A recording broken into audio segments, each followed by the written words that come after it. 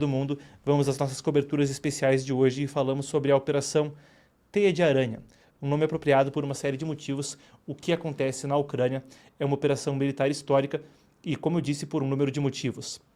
A gente começa com o seguinte: essa publicação que vocês veem ao meu lado do Telegram foi divulgada pelo Serviço de Segurança da Ucrânia, o SBU, ontem à tarde. É uma estimativa de que 1 a cada 3 bombardeiros nas principais bases aéreas da Rússia, bombardeiros estratégicos de longa distância, esteja inutilizado. Esse é um golpe brutal para a aviação russa, não tem como substituir muitas das aeronaves, e isso é uma das consequências da Operação Teia de Aranha. A gente vai entrar em mais a respeito das aeronaves em breve. É um ataque histórico que ocorreu logo antes de negociações de paz realizadas hoje mais cedo. Vamos entender primeiro de tudo o que aconteceu. A gente tem um mapa aqui na sequência com 4 bases. Temos aí então está. Essas são 4 bases aéreas russas que foram atingidas por um ataque de drones. O pessoal reclama quando eu falo com a pronúncia de drones, mas drones então. 4 bases que foram atingidas por drones ucranianos. E é uma situação realizada de forma relativamente atípica. A gente tem aqui uma das imagens que mostra um drone saindo de trás da caçamba de um caminhão. Se a gente pode passar por ela.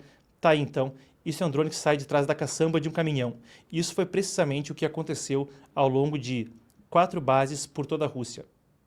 Então, cargas que foram contrabandeadas ao longo de mais de um ano, Ucrânia dentro, disfarçadas, saíram da caçamba de caminhões, explodiram a parte de cima, então, de contêineres, saíram quando os caminhões estavam estacionados perto de bases militares da Rússia e caíram sobre aviões.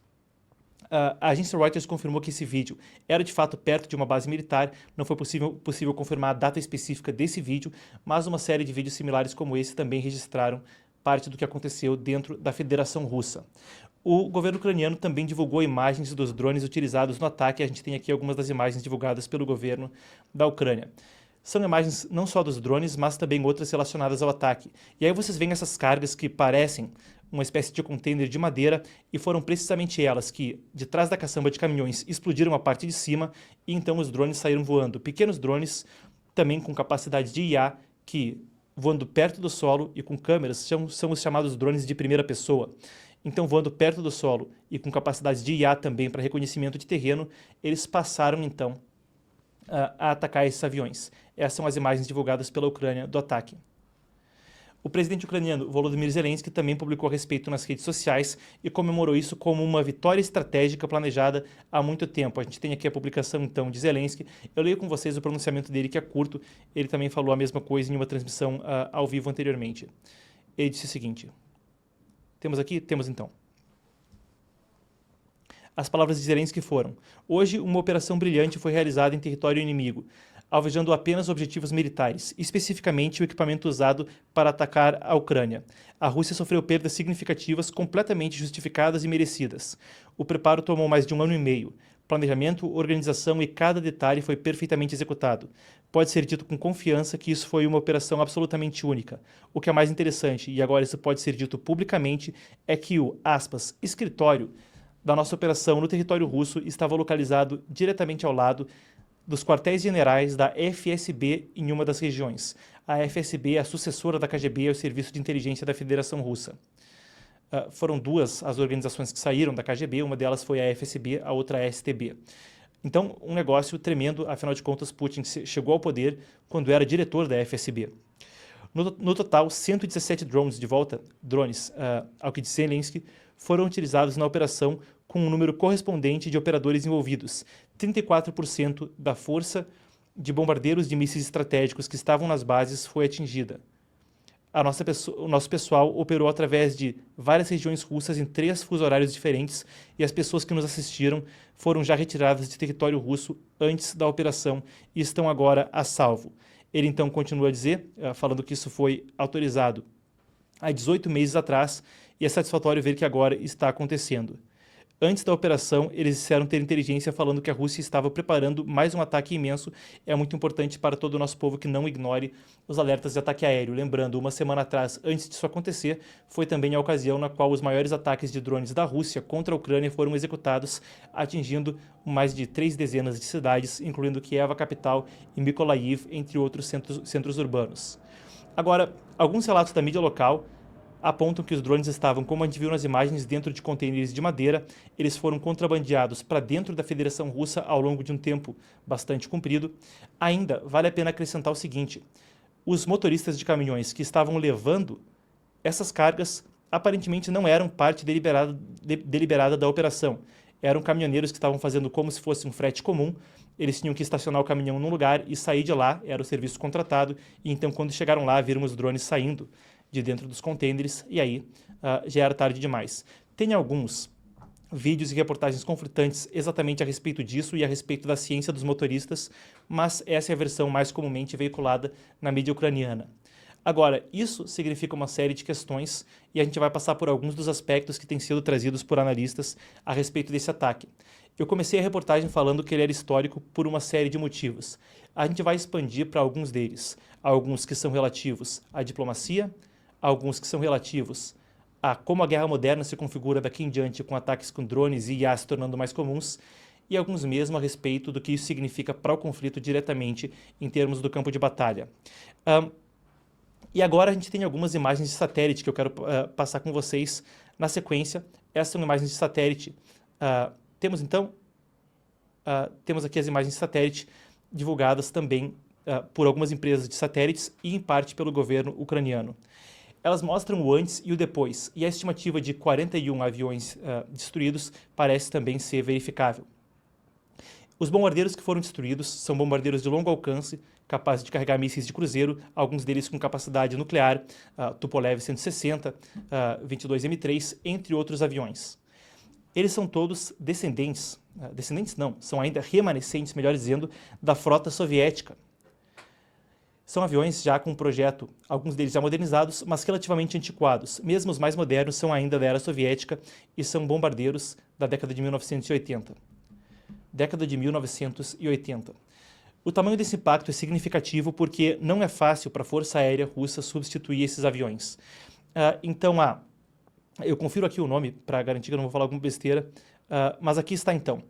Só tem uma fábrica na Federação Russa capaz de produzir os aviões ou consertar os aviões como os que foram danificados. É a Associação de Produção Aeronáutica de Kazan, ou KAPO, em um acrônimo. Tem 4 desses bombardeiros que iam ser acrescentados à Força Aérea Russa, dos Tu-160, os mais modernos que foram danificados nesse ataque. Em 2025, acontece que nenhum deles é uma aeronave que tem sido fabricada de forma nova. São algumas que ainda estavam na fábrica, eram usadas para testes desde a década de 1980. Com sanções ocidentais, com a questão não só das peças, mas da engenharia também já não ser tão nova e uma falta de mão de obra qualificada, uma série de relatos falam que é mais e mais difícil para a Rússia conseguir corrigir a perda desses aviões. Enquanto a Rússia ainda tem capacidade de disparar mísseis de cruzeiros, por exemplo, de navios ou de outras formas de plataformas terra-ar, isso é uma perda significativa, ainda mais para o campo de batalha na linha de frente na Ucrânia. O prejuízo, como a gente falou, é estimado em 7 bilhões de dólares. A questão não é só o prejuízo, mas também como substituir isso. Essa imagem é da Castellum.ai, é o principal monitor de sanções do mundo, fornece consultorias para governos, etc. E eles estimam cerca de 24 mil sanções sobre a Federação Russa no momento, 24 mil sanções sobre a Federação Russa. 21 mil depois da guerra. Claro, quando a gente fala de componentes que não necessariamente são destinados à aviação militar, mas podem ter uso duplo, civil-militar, é muito difícil conseguir que alguns deles cheguem à federação e cheguem então à fábrica em Kazan para a produção de mais bombardeiros. Dificuldade de engenharia, mão de obras e de receber peças. É um golpe para a aeronáutica russa difícil de substituir. Bem, mas não é apenas uma questão da frota nesse sentido. Isso também tem uma questão de impacto moral em termos do exército russo. Aqui a gente trouxe uma estimativa, isso é de um veículo chamado Oryx. Não é exatamente um veículo, ele é mais uma espécie de monitor, uma fonte de inteligência aberta.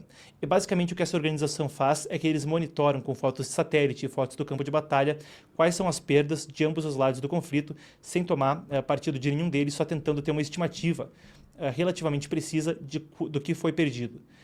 E a estimativa deles coloca aí em quase 4 mil tanques e quase 300 aeronaves entre helicópteros e aviões. Antes da guerra, em 2022, a força da Rússia, em termos militares, era tida como a segunda do mundo, atrás apenas dos Estados Unidos. Claro, já com um grande gap entre o primeiro colocado, os Estados Unidos, e a Rússia, até por questão de tamanho da economia, tamanho do financiamento, mas era tida como a segunda força. Tanto em termos de subjetivos, a reputação, há uma degradação dessa reputação. Afinal de contas, nos 4 primeiros meses do conflito, quando não foi possível tomar Kiev, não foi possível sustentar uma guerra em várias frentes, não foi possível organizar a logística com dificuldade, sem certos pontos ferroviários, etc., aquilo já começava a causar algum impacto em termos de reputação e percepção da força militar russa no estrangeiro. Existe também, além do critério subjetivo, aí cada um pode ter o seu, um impacto objetivo. A gente falou do Oryx, novamente, são 4.000 tanques e 300 aeronaves entre aviões e helicópteros perdidos desde o início da guerra. E depois de 3 anos do maior conflito na Europa desde a Segunda Guerra Mundial, esse é mais um dos preços cobrados pelo conflito, uma mudança drástica de percepção quanto à capacidade militar russa. E tem ainda um fator diplomático. Zelensky citou a operação hoje mais cedo, a gente tem aqui a publicação dele mais cedo nas redes sociais, ele falou isso conforme se reunia com líderes da Europa, aliados, OTAN, União Europeia, em Vilnius, na Lituânia, hoje mais cedo. Quando ele referenciava isso, também era num contexto onde, logo depois de ter realizado esse ataque, a conversa também mudava na forma como ele se posicionava e na forma como ele citou isso ao longo da reunião. Em termos de diplomacia, isso também influencia como seguem as conversas quanto a um cessar-fogo, de certa forma. Se da última vez as conversas aconteciam na esteira de ataques de drones da Rússia contra a Ucrânia, agora parece que a situação é o contrário. Enquanto Zelensky falava ali, também mais cedo havia conversas em Istambul, buscando um cessar-fogo, enquanto não é exatamente claro qual seria o caminho para que isso acontecesse e os termos da parte da Rússia ainda estão pendentes, a gente aguarda para ver como a coisa se desdobra. Foram conversas modestas, não chegaram a ser em nível de chefe de Estado, nem Zelensky, nem Putin presentes, mas há também uma tentativa de progresso para que isso aconteça. A posição ucraniana é que só com Putin e Trump juntos na mesa se pode chegar a um cessar-fogo mais concreto. Houve acordos para trocas de prisioneiros sem muito progresso concreto. Entretanto, existe essa situação. Zelensky passou a citar isso continuamente ao longo da sua conversa hoje com aliados e é mais uma coisa que pode ser um fator conforme as conversas se desdobram. Afinal de contas, se com ataques dentro da Rússia, a centenas de quilômetros das fronteiras, se vê algum tipo de diferença, isso gera mais algum tipo de cartada na negociação e a gente aguarda para ver como a coisa se configura. Mas, nas entrelinhas, a gente falava sobre guerra moderna e eu quero fechar o segmento trazendo à tona isso. Esse ataque é histórico por uma série de perspectivas e a gente citou algumas delas, que não estão necessariamente relacionadas somente ao conflito. Agora a gente passa pela questão da inteligência artificial e dos drones. A guerra na Ucrânia, de uma outra perspectiva, é também citada por alguns analistas como uma espécie de sandbox, como chamam, caixa de areia, uma espécie de hub de inovação, um lugar onde muitas das técnicas militares de ponta são testadas de novo e de novo. E muitos dos conceitos de como os campos de batalha podem parecer no futuro são testados pela primeira vez. Eu busquei trazer aqui uma análise de um analista que traz uma questão nesse sentido, e o que a gente vai ver agora ao meu lado na sequência é uma análise do Center for Strategic and International Studies, o SAIS dos Estados Unidos. Center for Strategic and International Studies, ou SAIS, seria Centro de Estudos Internacionais Estratégicos. E eles publicaram justamente hoje uma análise quanto a isso e como isso muda o playbook, o manual do campo de batalha moderno. Eu trago aqui a fala do Benjamin Jensen, que é o autor dessa análise, e ele fala o seguinte: como foi visto na Operação Teia de Aranha, pequenas forças de drones ou terrestres podem ser utilizadas para colocar em risco domínios diferentes. É uma ideia que não é nova. Em 1942, a Força Aérea Especial da Inglaterra, o Serviço Especial Britânico, conduziu raids, conduziu bombardeios em campos alemães no Egito. Uma olhada mais próxima na história da guerra ilustra um tema recorrente.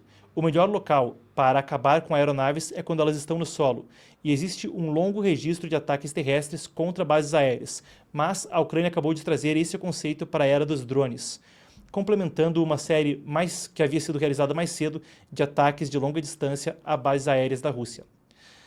Com o uso de drones e de inteligência artificial na linha de frente das guerras modernas, isso também é um precedente interessante. Esses eram drones que utilizavam inteligência artificial para reconhecimento do solo, voavam baixo, foram realizados com uma forma muito engenhosa no ataque com contrabando e dentro de containers que entraram disfarçados no território russo. É uma série de conceitos que a gente aguarda para ver como se desdobram caso haja mais conflitos na era moderna. Isso também traz à tona a questão da inteligência artificial como um ativo militar de forma cada vez mais premente. Foi dito anteriormente quando a China lançou o DeepSeek, a sua inteligência artificial, que aquele era um momento Sputnik. Se referia lá atrás, quando em 1957 a União Soviética lançava um satélite ao espaço e os Estados Unidos corriam atrás, falavam que colocariam o homem na Lua em não tanto tempo depois disso. Estou com a data errada, talvez tenha sido 59. Bom, seja como for, aquele era um momento definitivo que deflagrava a corrida espacial entre a potência comunista do século passado, a União Soviética, e os Estados Unidos. E uma coisa similar foi dita por Trump e por oficiais americanos quando a China lançou o seu DeepSeek, que aquilo era uma espécie de momento Sputnik, uma espécie de momento que deflagrava uma corrida. Dessa vez, não pelo espaço no sentido de satélites, mas pelo espaço no sentido das redes ainda, com inteligência artificial. O que acontece agora na Ucrânia traz à tona esse debate e de como quem tiver a IA mais desenvolvida pode ter uma vantagem muito substancial no campo de batalha junto de novas tecnologias como os drones, como foi visto nesse caso. A gente aguarda agora para ver como isso impacta de fato na diplomacia e nas conversas, com a expectativa de que Trump, Putin e Zelensky possam estar na mesa para discutir um cessar-fogo em breve. Bem, é mais um dos desdobramentos que a gente segue monitorando.